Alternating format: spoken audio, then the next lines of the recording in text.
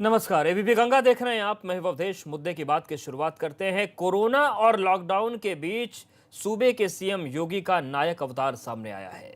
जिस तरह से सीएम योगी एक साथ कई मोर्चों पर बेहतरीन और सधे हुए तरीके से फैसले ले रहे हैं और काम को अंजाम दे रहे हैं, इससे सियासी तबके में कहा जा रहा है कि सीएम योगी अब एक्शन नहीं बल्कि सुपर एक्शन मोड में हैं। ये रिपोर्ट देखिए।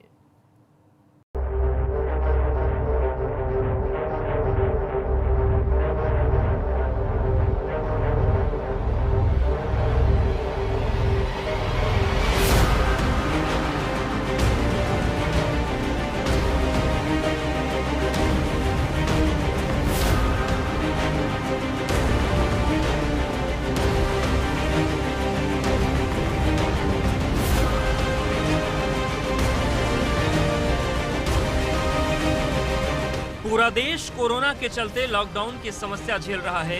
लॉकडाउन हुए 2 महीने से ज्यादा का समय बीत चुका है और अब लॉकडाउन के कई सारे साइड इफेक्ट्स देखने को मिल रहे हैं।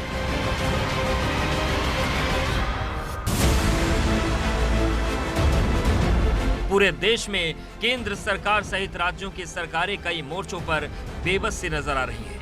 लेकिन लॉकडाउन की तमाम लाचारी, बदहाली और बेबसी के बीच यूपी के मुखिया सीएम योगी सुपर एक्शन मोड में है। तमाम चुनौतियों के बीच वो किसी नायक की तरह उभरे।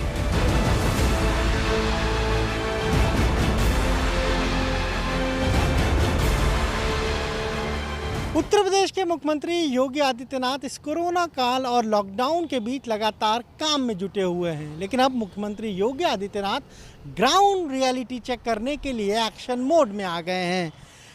कल की अगर बात करें तो बुधवार को मुख्यमंत्री योगी आदित्यनाथ औचक निरीक्षण के लिए आरएमएल अस्पताल पहुंच जाते हैं, वहां सारी चीज़ों को देखते हैं, ज़रूरी निर्देश देते हैं। और आज गुरुवार की अगर बात करें तो सुबह तकरीबन 10:30 बजे मुख्यमंत्री आवास, यहाँ से मुख्यमंत्री को निकलना था, सीधे लोक भवन जाना था।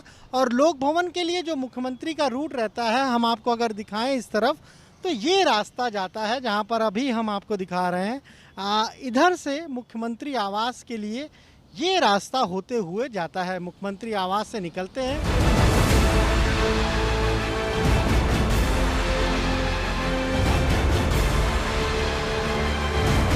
कोरोना और लॉकडाउन भी सीएम योगी के मनोबल को तोड़ नहीं सका है। कोरोना काल में भी लगातार वो सक्रिय है। अब ग्राउंड रियलिटी को जांचने के लिए वो खुद फील्ड पर उतर गए। पहले बुधवार को आरएमएल अस्पताल का दौरा किया और गुरुवार को लोक भवन जाने के बजाय सीधे सिविल अस्पताल पहुंच गए। टीम 11 की बैठक सुबह 10:30 बजे होनी थी, लेकिन मुख्यमंत्री अपने आवास से निकले तो रूट बदलकर सीधे सिविल अस्पताल पहुंच गए और वहां पर बने क्वारंटीन सेंटर का जायजा लिया और खामियां मिलने पर उन्हें ठीक करने के निर्देश भी दिए। ये मुख्यमंत्री का बदला हुआ अंदाज है, जहां वो खुद हर चीज को ग्राउंड पर उतरकर रियलिटी चेक कर रहे हैं। लेकिन आज मुख्यमंत्री ने रूट बदला, इधर ना जाकर बल्कि वो सामने इस चौराहे से बिल्कुल सामने जो रास्ता जा रहा है उस तरफ उधर गए और सिविल अस्पताल यहाँ से तकरीबन 500 मीटर की दूरी पर है और अचानक वहाँ पहुँच गए औचक निरीक्षण करने। वहाँ जो क्वारंटीन सेंटर बना है उसका मुख्यमंत्री ने निरीक्षण किया। लगातार मुख्यमंत्री टीम 11 की बैठक करते हैं, उसमें तमाम सारे फीडबैक उन्हें मिलते हैं और उन्हीं फीडबैक के आधार पर अब मुख्यमंत्री खुद ग्राउंड पर उतर रहे हैं, रियलिटी को चेक कर रहे हैं। और ये देख, बात केवल यहीं तक सीमित नहीं है।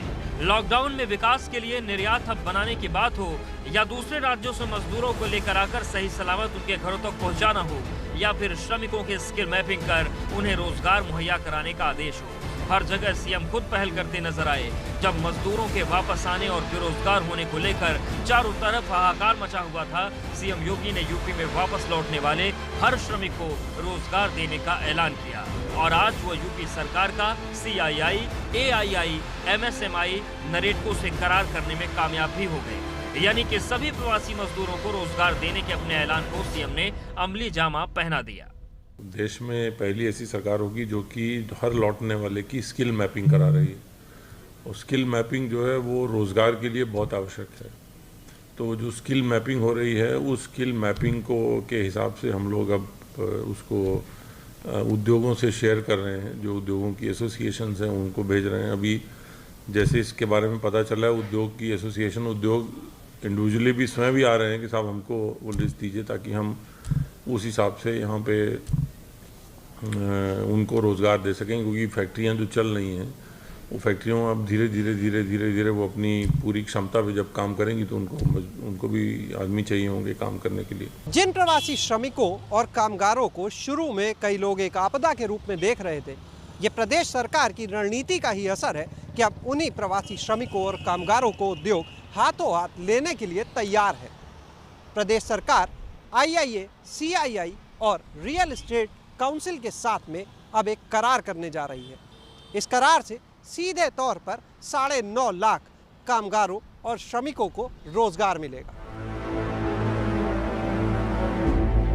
लॉकडाउन की तमाम दुश्वारियों के बीच सीएम योगी न केवल कोरोना के मोर्चे पर एक के बाद एक फैसले ले रहे हैं, बल्कि प्रशासनिक फेरबदल के जरिए सूबे की नौकरशाही को भी पटरी पर लाने की जुगत में हैं। एक दिन पहले ही सीएम योगी ने 10 आईपीएस अफसरों और चिकित्सा विभाग के कई अफसरों का तबादला कर यह संदेश दिया है कि प्रशासनिक कार्यकुशलता से वो कतई समझौता नहीं करेंगे।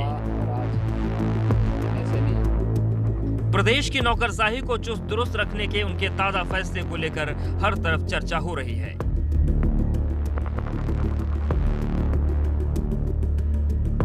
ऐसा नहीं है कि इन तमाम कामों में व्यस्त होने के साथ साथ सीएम योगी विपक्ष का भी उतनी ही कुशलता से सामना कर रहे हैं। बात चाहे प्रवासी मजदूरों के वापस आने के मुद्दे पर कांग्रेस के बस पॉलिटिक्स की हो या फिर समाजवादी पार्टी के आरोप प्रत्यारोप की राजनीति की, किसी भी मामले में सीएम योगी जवाब देने में कभी पीछे नहीं रहे और समय समय पर विपक्ष को आईना दिखाते रहे। जिसने अच्छा किया नहीं, अच्छा सोचा नहीं, उनसे अच्छे बोलने की उम्मीद आप कैसे कर सकते हैं?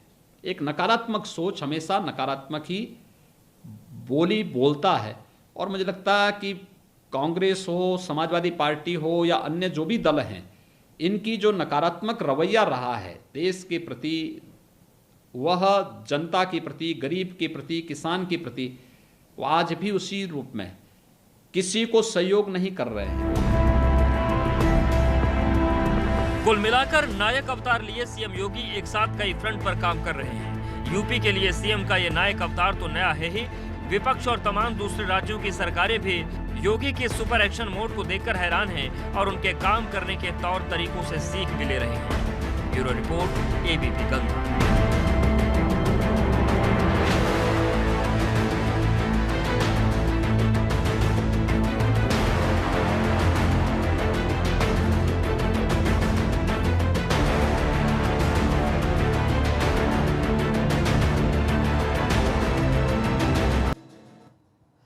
और सालों बाद देश पर एक संकट फिर आया है और यह संकट आया है आसमान से। ये आफत पाकिस्तान के रास्ते भारत में दाखिल हुई है। हम बात कर रहे हैं टिड्डियों के उस अटैक की जो किसानों की आफत बन चुकी है। कोरोना काल में टिड्डियां किसानों के लिए परेशानी बन गई, लेकिन टिड्डियों के बढ़ते खतरे को देखते हुए अब यूपी सरकार ने इस संकट से निपटने के लिए टिड्डी प्रभावित जिलों के लिए निर्देश जारी किए हैं।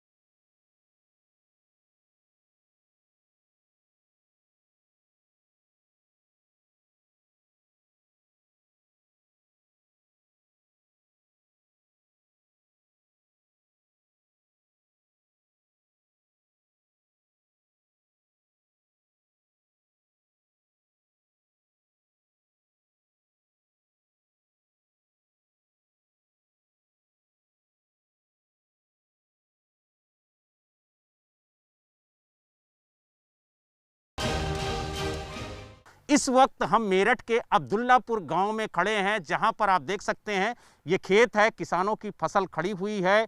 इनको टिड्डियों से कैसे बचाया जाए, इसके लिए जो कृषि विभाग के अधिकारी हैं, जो प्रशासनिक अधिकारी हैं, वो किसानों के पास जा रहे हैं, गांव में जा रहे हैं, उनसे बात कर रहे हैं और उनको बता रहे हैं कि इन टिड्डियों से कैसे बचा जाएगा, किन दवाओं का छिड़काव फसल पर किया जाए जिससे जो टिड्डियां हैं उन फसलों को बर्बाद ना कर सकें। देख सकते हैं कि मैं इस वक्त जिस खेत में खड़ा हूं वहां पर ये फसल लगी हुई है और इस फसल को टिड्डियों से बर्बाद ना हो उसके लिए प्रशासन लगातार किसानों को जागरूक कर रहा है, उन्हें दिशा निर्देश दे रहा है, उनको बता रहा है कि कैसे वो अपनी फसलों को बचाएं और जो प्रशासन है वो उनके साथ खड़ा हुआ है। किसी भी तरीके से टिड्डियों से उनकी फसल को नुकसान नहीं होने देगा, बस उन्हें सावधानी बरतने की ज़रूरत है और जो गाइडलाइन प्रशासन द्वारा और कृषि विभाग द्वारा जारी की जा रही हैं उनका पालन करें ताकि इस टिड्डी से उनकी फसल को सुरक्षित रखा जा सके। वाराणसी में भी टिड्डी दल के खतरे को लेकर प्रशासन अलर्ट पर है।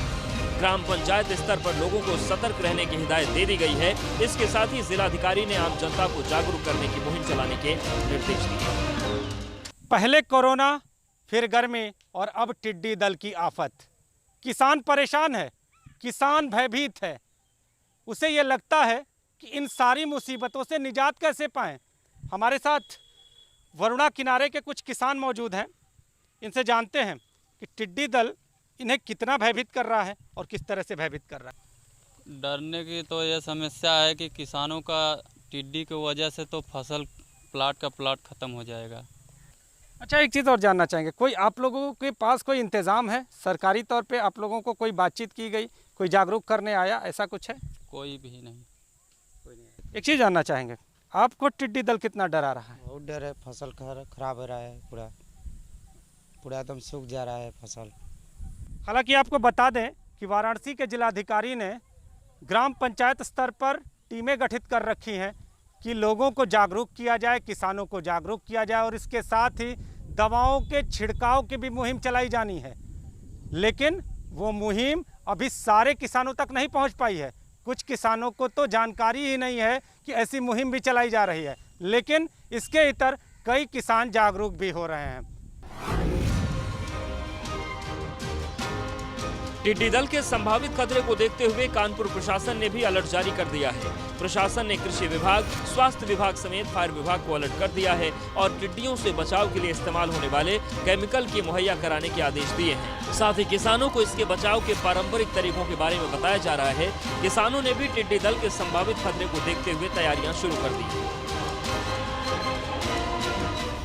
टिड्डी दल के कानपुर में भी आने की संभावना को लेकर जिस तरह से प्रशासन है वो अलर्ट मोड पर आ गया है और हम इस वक्त कानपुर के गोपालपुर गांव मौजूद हैं और यहां पर किसानों से जानेंगे कि जो टिड्डियों का खतरा है उसको लेकर किस तरह से वो जागरूक हैं और क्या प्रयास कर रहे हैं। कहना चाहेंगे कि जिस तरह से अलर्ट जारी किया गया है तो आप लोगों को क्या जानकारी मिली है, किस तरह से इसको आप बचाव कर सकते हैं, किस तरह से जागरूक करें? अभी तक तो अलर्ट के लिए कुछ ऐसी जानकारी नहीं मिली है, पर जो हम लोगों के संज्ञान में है वो ये पता चला है कि ध्वनि करने से, टीन बजाने से, पटाखे छुटाने से, ये ध्वनि करने से ये टिड्डी छोड़ देता है खेत को। जानकारी के अनुसार ये हम लोग तैयारी किए हुए हैं, टीन रखे हुए हैं अपना, और ये अगर बाई चांस आता है वो तो हम लोग टीन बजाने के लिए हैं, पर पटाखे अटाखे नहीं मिल रहे हैं हम लोगों को।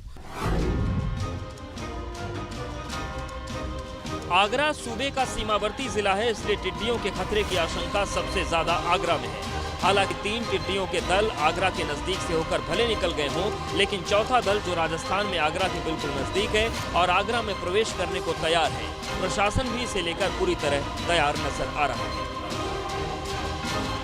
कोरोना संकट काल में किसान पहले से ही परेशान है और ऐसे में किसानों की जो नई चिंता है वो है टिड्डियों से कैसे अपनी फसलों का बचाव किया जाए। दरअसल पाकिस्तान से टिड्डियों के कई सारे दल ने हिंदुस्तान में प्रवेश कर लिया है।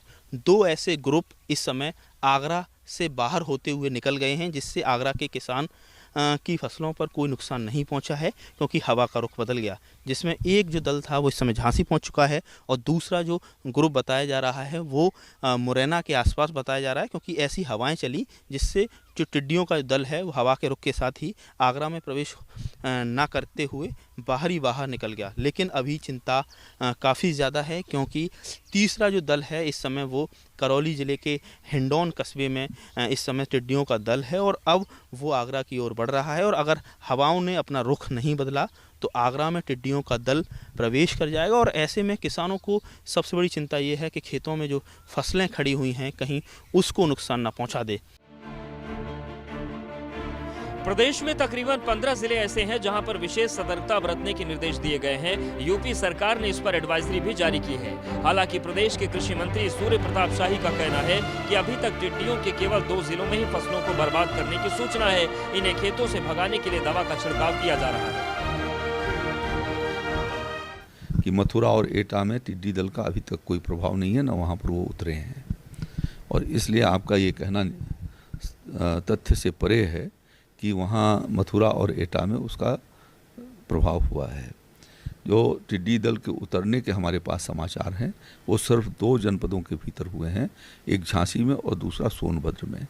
झांसी के भीतर 25 एकड़ ज़मीन के भीतर वो परसों रात को उतरे थे विश्राम करने के लिए, और वहाँ पर व्यापक छिड़काव किया गया जहाँ उनको समाप्त कर दिया गया। और आज रात में भी वो उतरे हैं, वहाँ पर भी काफ़ी छिड़काव किया गया है और उनको समाप्त कर दिया गया है। और इस प्रकार से जो जानकारी हमारे पास है उसके मुताबिक कुछ साग सब्जी के थोड़े बहुत फसलों के नुकसान हुए हैं, इसके अलावा किसी तरीके की खेती का नुकसान नहीं है। प्रदेश में टिड्डियों के कारण हाहाकार मचा हुआ है। कोरोना के साथ टिड्डियों के कहर से किसानों और सरकार की नींद उड़ी हुई है, लेकिन देश के अन्नदाताओं ने अभी भी उम्मीद नहीं छोड़ी है।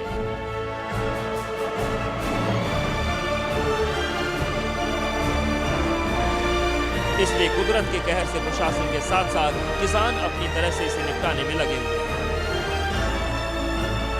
एबीपी गंगा के लिए मेरठ से बलराम पांडे, वाराणसी से नीतीश, कानपुर से प्रभात, आगरा से नितिन उपाध्याय के साथ लखनऊ से अनुभव शुक्ला की रिपोर्ट। गर्मी का पारा लगातार बढ़ता जा रहा है, जिसकी वजह से आम जनजीवन बुरी तरह से प्रभावित है। प्रयागराज, कानपुर, वाराणसी सहित गौतम बुद्ध नगर में चढ़ते पारे ने लोगों का जीना मुहाल कर दिया। हालांकि मेरठ में तपती गर्मी से लोगों को कुछ राहत जरूर मिली है, जहां पश्चिमी विक्षोभ के चलते मौसम अचानक बदला है।